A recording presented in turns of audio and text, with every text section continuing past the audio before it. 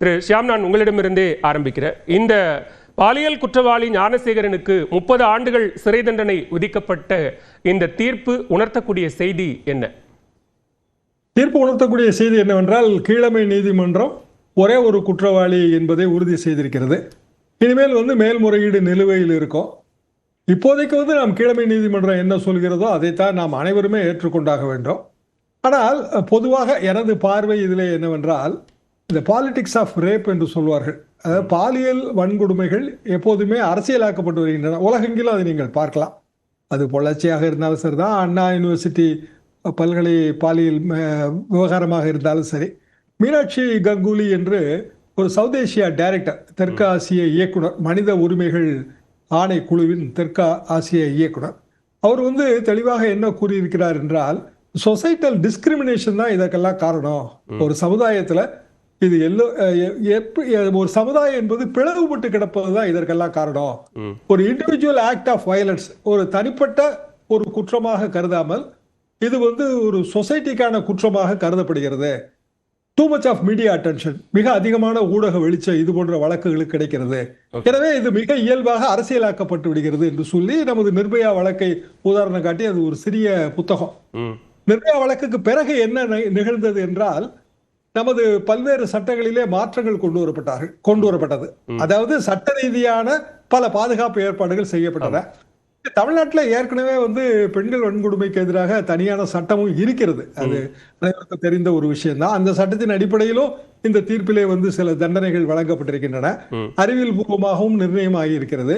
அதுபோக இந்த FIR league, அதுதான் ஆரம்ப கட்டத்திலே மிகப்பெரிய பிரச்சனையாக இருந்தது. ஆனால் அதற்கும் மத்திய அரசின் நிறுவனம் விளக்கம் கொடுத்து விட்டது. எனவே இதற்கு மேல் இதை அரசியலாக்குவது என்பது அந்த பாதிக்கப்பட்ட மாணவிக்கு இழைக்கப்படுகிற அநீதி என்றுதான் நான் நினைக்கிறேன். இதுல மிக முக்கியமா எதிர்க்கட்சி தலைவரினுடைய விமர்சனம் என்பது, இந்த தீர்ப்பு பெறுவதற்காக சட்டமன்றத்திலும் மக்கள் மன்றத்திலும் சமூக ஊடகங்களிலும் தொடர்ச்சியாக ஒரு போராட்டத்தை அஇஅதிமுக முன்னெடுத்தது. அதன் பலனாகத்தான் இன்றைக்கு இந்த தீர்ப்பு கிடைத்திருக்கிறது. ஆனா அதே நேரத்தில் யார் அந்த சார் என்கிற கேள்வியை இப்ப சாரை காப்பாற்றியது யார் அப்படின்னு அந்த கேள்வியை மாற்றி இருக்கிறார் திரு எடப்பாடி பழனிசாமி. எதிர்க்கட்சியின் கடமை என்னவென்றால், எப்போதுமே இது போன்ற சம்பவங்கள் நடக்கும்போது அதற்கேற்ற நிவாரணங்களை தேடுவது, உண்மையான குற்றவாளிகளுக்கு சட்டத்தின் முன்னாலே தண்டனை வாங்கி கொடுப்பது. இதை எல்லா எதிர்கட்சிகளும் சரியாகத்தான் செய்கின்றன. இப்போது ஆளுங்கட்சியாக இருக்கிற திமுகவும் எதிர்கட்சியாக இருந்த போது இதைத்தான் செய்தது. இப்போது எதிர்கட்சியாக இருக்கிற அதிமுகவும் இதைத்தான் செய்கிறது. இது எல்லா வழக்குகளுக்கும், இந்தியா முழுவதும் எல்லா வழக்குகளையும் நாம் பார்க்கலாம். ஆனால் தீர்ப்பு வழங்கிய பிறகு மீண்டும் அந்த பழைய கேள்விக்கு போவது சரியா என்பது ஒரு பெரிய விஷயம். இன்னொன்று, இந்த சார் என்கிற வார்த்தை பிரயோகம் நான் ஆரம்பத்திலிருந்தே இதை எதிர்த்து வந்திருக்கிறேன்.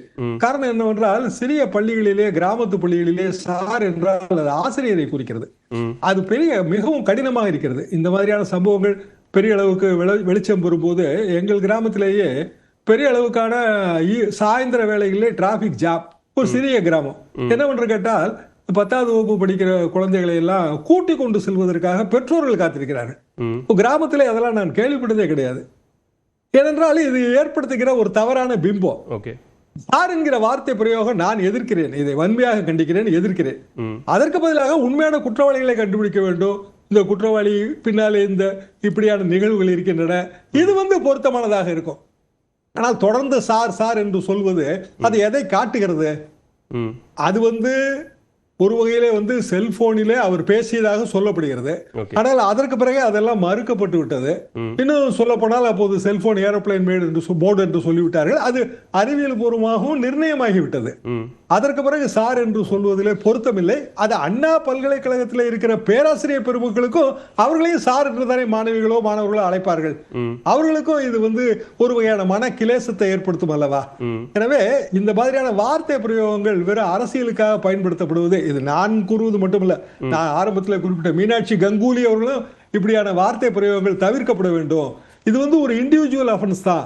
ஒரு தனிப்பட்ட முறையில ஏற்பட்ட ஒரு குற்றம், பாலியல் குற்றம். இதை நீங்கள் அரசியலுக்காக ரொமான்டிசைஸ் பண்ணுவது என்பது மிகவும் தவறு. எதிர்காலத்திலே ஒரு கெடு விளைவுகளை அது ஏற்படுத்தும் என்று அவர் கண்டித்திருக்கிறார். நீங்கள் உட்பட 3 வழக்கறிஞர்கள் அரங்கத்தில் இருக்கீங்க. இப்படி ஒரு தீர்ப்பு வந்த பிறகாக மீண்டுமாக சார் யார் என்பதோ, இந்த வழக்கில் இன்னும் ஒருவர் கூடுதலாக பங்களித்திருக்கிறார் அப்படிங்கிற ஒரு விமர்சனத்தை இனி பொதுவெளியில் வைப்பது என்பது நீதிமன்ற அவமதிப்பு என்று அரசு தரப்பு வழக்கறிஞர் மேரி ஜெயந்தி குறிப்பிட்டிருக்கிறார். அதை எப்படி புரிஞ்சுக்கணும்? நீதிமன்ற அவமதிப்பு என்று அப்படி நம்ம சொல்ல முடியாது. காரணம் என்னவென்றால், பாபு முருகனுக்கு நன்றாக தெரியும், கீழமை நீதிமன்றத்தின் தீர்ப்பு அதற்கு பிறகு எத்தனையோ மேல்முறையீடுகள் இருக்கின்றன. எனவே இது நீதிமன்ற அவமதிப்பு, கண்டெம்ட் ஆஃப் கோர்ட்ஸ் ஆக்ட் கீழே வருமா, அதெல்லாம் சந்தேகம். அவர் அவ்வாறு கூறுகிறார், அது அவரது கருத்து. ஆனால் நான் இதை எப்படி பார்க்கிறேன் என்றால், கீழமை நீதிமன்றம் என்பது ஒரு குறிப்பிட்ட விசாரணைக்கு பிறகு, அது மாவட்ட நீதிபதி அந்தஸ்தில் இருக்கின்ற நீதிமன்றம். அதற்கு பிறகு அதிலே ஒரு அடிக்கோடு போடப்பட்டு விட்டது. இனிமேல் அடுத்த 2 ஸ்டெப் தான். இந்த 2 ஸ்டெப்லயும் எவிடன்ஸ் உண்டான கிடையாது. மேல்முறையீடு என்பது வழக்கறிஞர்கள் இந்த கீழமை நீதிமன்றத்தின் தீர்ப்பை விமர்சித்து மேல்முறையீட்டுக்கு செல்வார்கள். புதுசாக நாம் சாட்சியங்களையோ சான்றாவணங்களையோ மேலமை நீதிமன்றத்திலே சமர்ப்பிப்பது கிடையவே கிடையாது. அப்படியான சூழ்நிலையில் மீண்டும் அந்த சார், எத்தனையோ சார்கள் இருக்கின்றார்கள், அதையெல்லாம் நாங்கள் கொண்டு வருவோம் என்பதெல்லாம் வெற்று அரசியல் என்றுதான் நான் நினைக்கிறேன். சரி, முதற்கட்ட கருத்தா இருக்கிறேன் திரு ஷாம். தொடர்ந்து பேசலாம் திரு பாபு முருகவேல். பெண்கள் பாதுகாப்பு பற்றி வேடம் போடுவோருக்கு செயலால் தமிழ்நாடு காவல்துறை பதிலளித்திருக்கிறது அப்படின்னு முதலமைச்சர் தன்னுடைய எக்ஸ்தல பதிவுல சொல்றாரு. இந்த விவகாரத்தை வைத்து அரசியல் செய்யலாம் அப்படின்னு நினைத்தவர்களுக்கும் அவர்களுடைய எண்ணமும் தவிடுபொடியாயிருக்கு அப்படின்னு சொல்றாரு. அதாவது இந்த அண்ணா பல்கலைக்கழக பாலியல் வழக்கில் மிகச்சரியான ஒரு தீர்ப்பை நீதிமன்றம் தந்திருக்கிறது. பொதுவாக ஆயுள் தண்டனை என்று சொன்னால் சட்டத்திலே அது ஆயுள் வரையிலான தண்டனை தான். அவருடைய நன்னடத்தை காரணம் காட்டி அரசாங்கத்துக்கு இருக்கிற அந்த தனி அதிகாரத்தை பயன்படுத்தி அவர் முன்விடுதலை என்பது காலமாக பெரிய தலைவருடைய பிறந்த நாளோ அல்லது சுதந்திர தினமோ குடியரசு தினமோ வருகிற போது விடுதலை செய்வது என்பது நடைமுறையில் இருந்து கொண்டிருக்கிறது. அது அரசாங்கத்தினுடைய அதிகாரத்திற்கு உட்பட்டது. ஆனால் சட்டம் என்ன சொல்கிறது என்று சொன்னால், ஆயுள் தண்டனை என்று சொன்னால் ஆயுள் வரையிலான தண்டனையில் தான். அப்படி இருக்கிற போது, ஆனால் இந்த வழக்கை பொறுத்தவரையிலே குறிப்பாக நீதிமன்றம் 30 ஆண்டுகள் வித்தவுட் ரெமிஷன் அப்படின்னு சொல்றாங்க. இது கைத்தட்டி வரவேற்கக்கூடிய ஒரு செய்தியாக நான் பார்க்கிறேன். எந்தவித சலுகைகளும் எதுவுமே கிடையாது. ஆமா, அதாவது எப்படின்னா, மர்டர் ஃபார் கெயின் சொல்லுவாங்க. கொலை வேறு, ஆதாய கொலை வேறு. இந்த ஆதாய கொலையில் கைது செய்யப்பட்டிருக்கிற குற்றவாளிகள் குற்றம் நிரூபிக்கப்பட்டு அவர்கள் தண்டனை பெறுகிற போது அவர்களுக்கு ரெமிஷன் கிடையாது. ஆதாய கொலை என்பது வருகிற போது அவருக்கும் ரெமிஷன் கிடையாது. ஆனால் அப்படி இருந்த அந்த ஒரு வழக்கிலும் நான் சட்டமன்ற உறுப்பினராக இருந்தபோது ஒரு பெண் கைதிக்கு, ஆதாய கொலையில் ஈடுபட்ட பெண் கைதிக்கு 25 ஆண்டுகளுக்கு மேல் இருந்தார் என்று சொல்லி சட்டமன்றத்திலே பேசி அம்மா அவர்களை விடுதலை செய்திருக்கிறார்கள். அதுவும் அரசாங்கத்தினுடைய அதிகாரத்தை பயன்படுத்தியது. அப்படி இருக்கிற போது இந்த தீர்ப்பை அனைத்து இந்திய அண்ணா திராவிட முன்னேற்றக் கழகம் முழுமையாக வரவேற்கிறது. ஆனால் இந்த தீர்ப்பையும் பொள்ளாச்சி பாலியல் வழக்கிற்கான அந்த தீர்ப்புக்கும் இந்த தமிழக காவல்துறைக்கு எந்த விதமான சம்பந்தமும் இல்லை.